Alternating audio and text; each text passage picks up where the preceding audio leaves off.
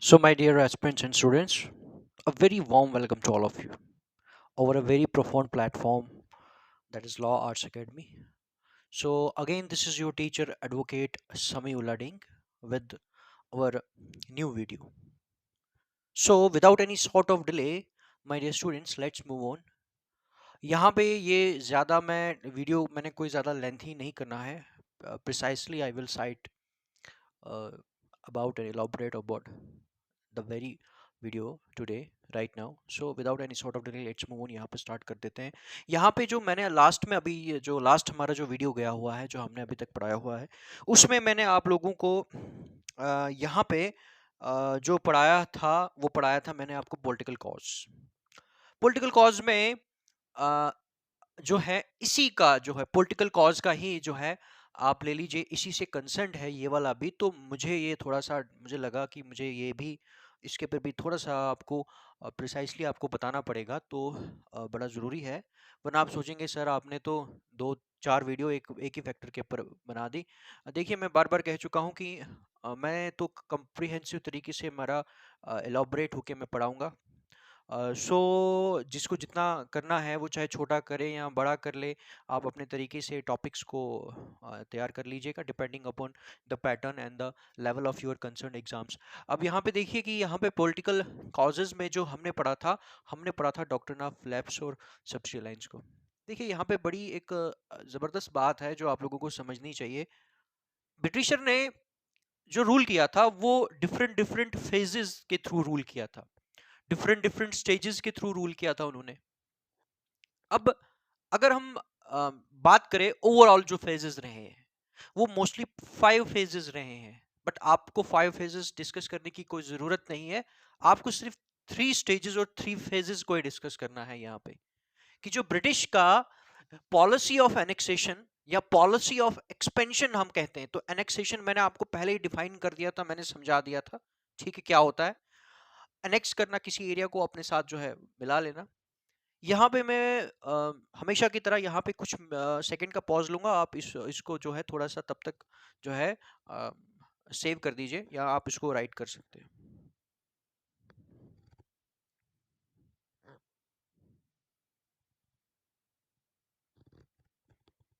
Okay. सो देखिए मैं हमेशा ये कह चुका हूँ कि जो ब्रिटिशर का जो भी एम्पायर था, वो चाहे जितना भी बड़ा उन्होंने एम्पायर बनाने की कोशिश की, ब्रिटिशर ने जितना भी बड़ा एम्पायर बनाने की कोशिश की उन्होंने, उस एम्पायर में वो जो जो जो जो स्टेट्स को जो जो एरियाज को वो ऐड करते गए, उसको हम क्या कहते हैं, उसको हम कहते हैं एनेक्सेशन. क्योंकि वो बढ़ना चाहते थे, एक्सपैंड होना चाहते थे.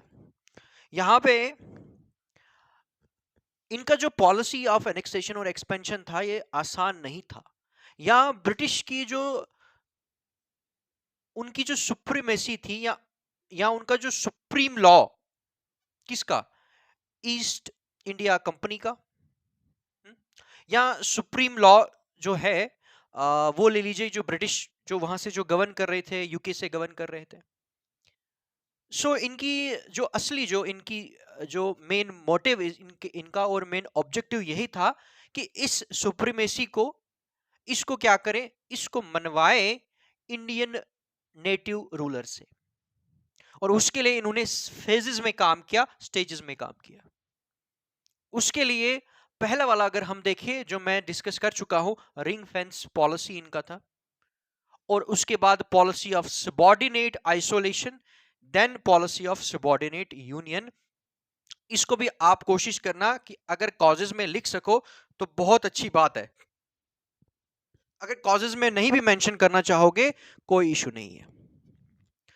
मेन इन 3 फेजेस में इन्होंने क्या किया, इन्होंने इंडिया की एरियाज को और इंडियन जो लोकल रूलर्स थे उनको डिप्राइव कर दिया उनकी ओल्ड रूलिंग से.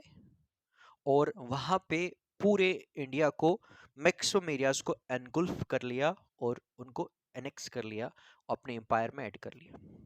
अब देखिए यहाँ पे हमने जो पढ़ा था रिंग पॉलिसी, जो मोस्टली कि वो क्या करते थे, एज अ बफर स्टेट का काम करते थे, बफर जोन बनाते थे अपने इंटरेस्ट, अपने एरिया को जो है बचाने के लिए, कंपनी को बचाने के लिए. तो इन्होंने वो चीज लाई शुरू में. और उसके बाद स्लोली स्लोली देखिए ये इनका इनकी एक ये जिसको हम कहेंगे it was some sort of a master political game that was already fabricated. इसमें ऐसा नहीं था कि इन्होंने कुछ देर पहले ही तैयार किया, ऐसा नहीं था कि यार कुछ नेचुरली चल रहा है तो बस इनको ख्याल आया कि भाई अब हम अब हम रूल करेंगे, हम कमर्शियल एक्टिविटीज कर रहे हैं, हम अब एडमिनिस्ट्रेटिव एक्टिविटीज करेंगे, नहीं।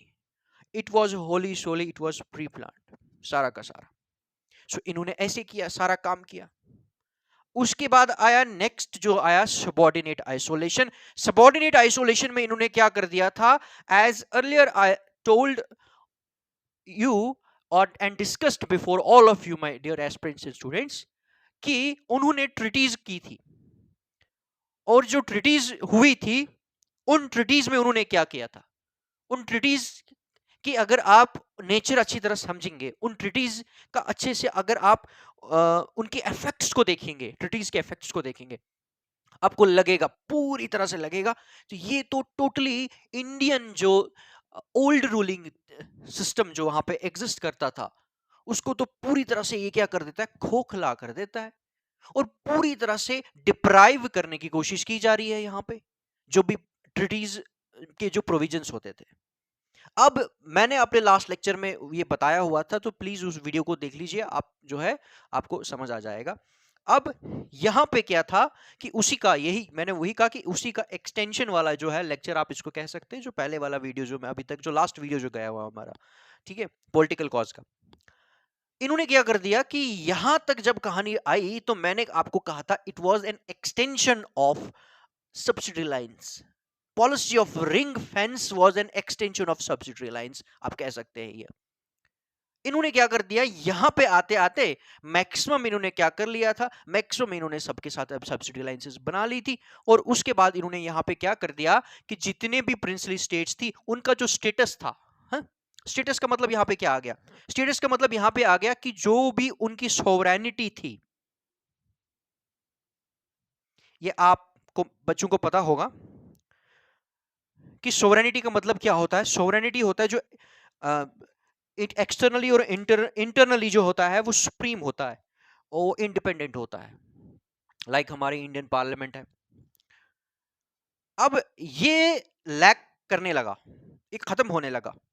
एक्सटर्नली वो कोई भी सॉवरेन नहीं थे इंडियन प्रिंसेस, ये प्रिंसली स्टेट्स जो थे, क्योंकि उनके साथ पहले उन्होंने ट्रीटीज की, ट्रीटीज के बाद सब्सिडी लाइंस बनाया जो हमने अपने लास्ट लेक्चर में पढ़ा हुआ है। तो सोवरेनिटी वो लैक कर चुके थे, एक्सटर्नल उनके पास जो है कंट्रोल खत्म हो चुका था, वो डिपेंड थे, because all those princely states were actually vassal of East India company.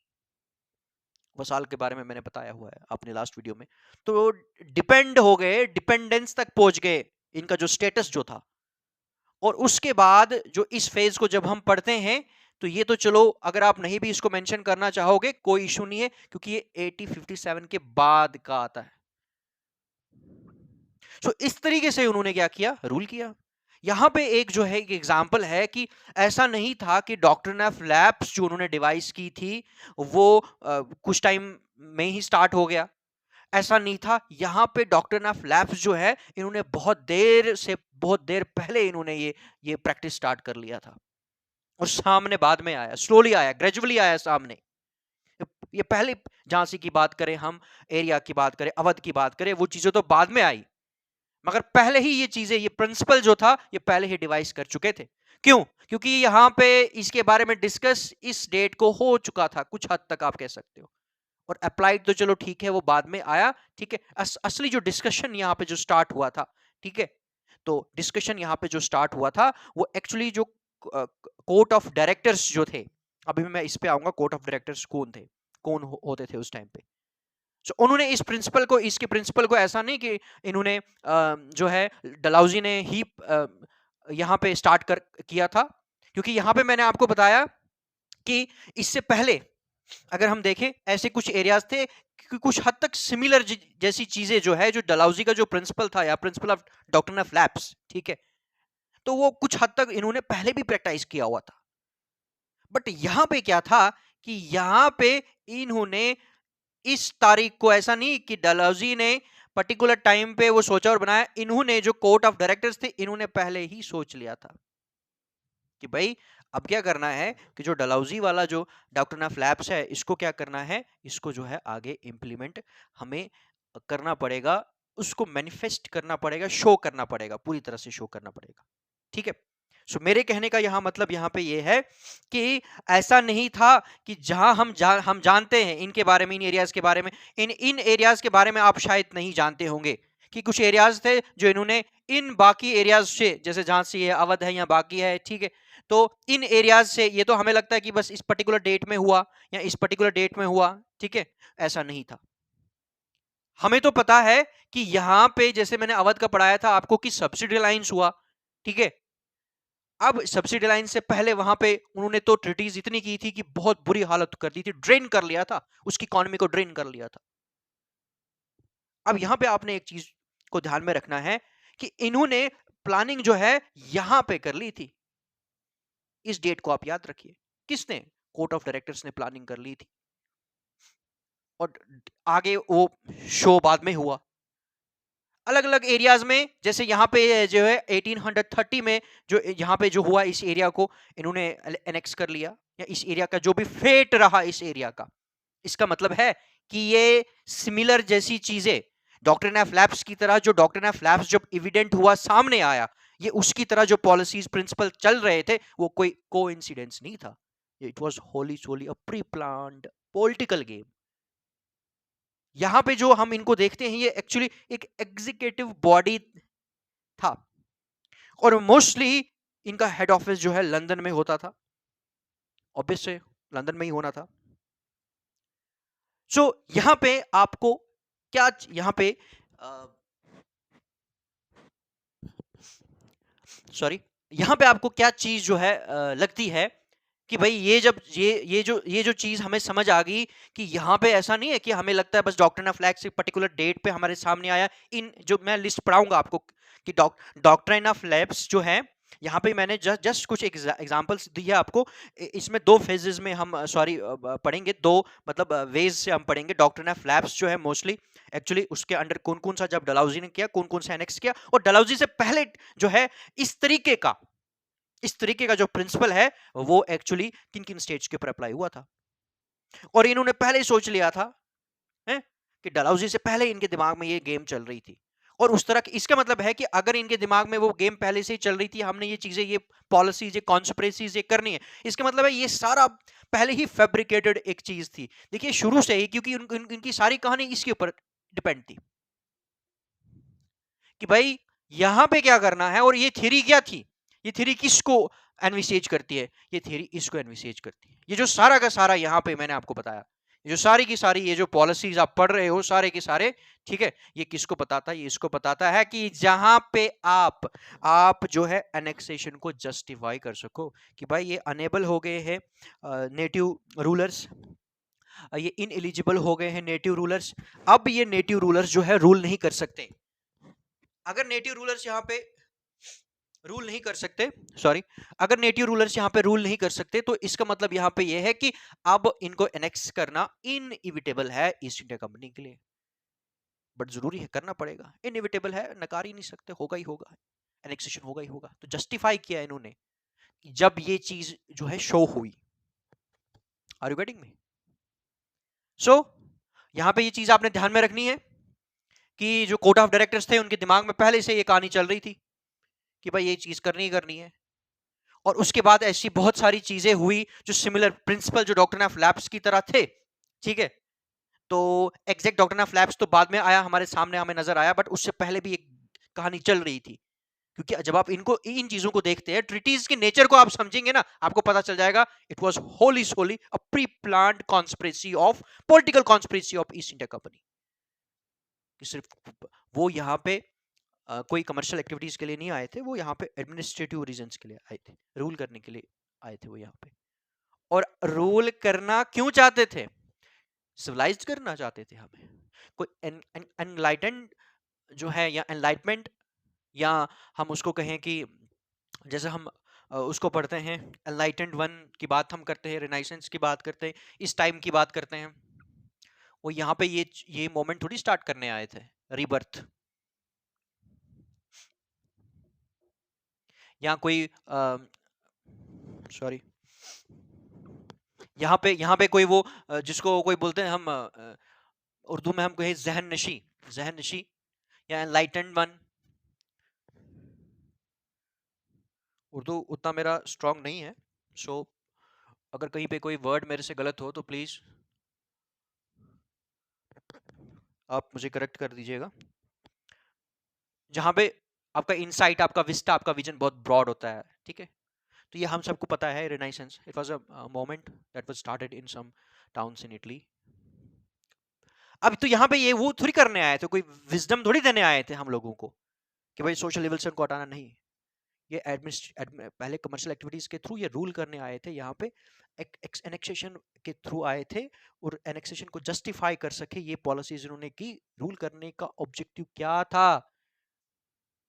Self regard था। That was totally economic exploitation and drainage of Indian wealth. So यहाँ पे हम कंक्लूड करते हैं लेक्चर को। So see you, bless you all. So I hope कि या आपको समझ आ गया। अब हम इसको ज़्यादा आगे नहीं करते हैं, इसको हम यहीं पे फिनिश कर देते हैं, ठीक है। So my dear aspirants and students, I hope कि अभी तक जो भी मैं पढ़ा रहा हूँ, आई होप कि आपको वो सारी चीज़ें जो है वो समझ आ रही है, अच्छे से समझ आ रही है। प्लीज़ इसी तरह से हमें सपोर्ट कीजिए, और कहीं पे अगर कोई जो है आपको लगता है कोई चेंज लाना चाहिए मुझे अपने लेक्चर में, या कोई चीज़ें ऐड करनी चाहिए, प्लीज़ हमें सजेस्ट कीजिए, ठीक है। आप मोस्ट वेलकम, आपकी जो भी हम एनोटेशंस या कमेंट्स रहेंगे। सो इसी के साथ मैं यहाँ पे अपना लेक्चर कंक्लूड करता हूँ। नेक्स्ट वीडियो के साथ अब जल्दी मैं लौटूंगा। So see you and bless you all and bye bye.